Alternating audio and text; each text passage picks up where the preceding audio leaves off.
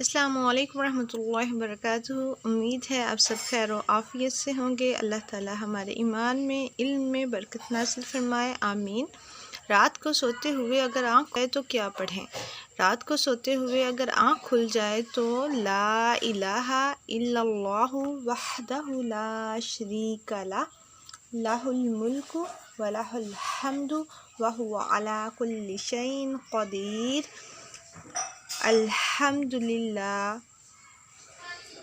وسبحان اللہ ولا الہ الا اللہ واللہ اکبر ولا حول ولا قوۃ الا باللہ اللہم اغفر لی پڑھیں۔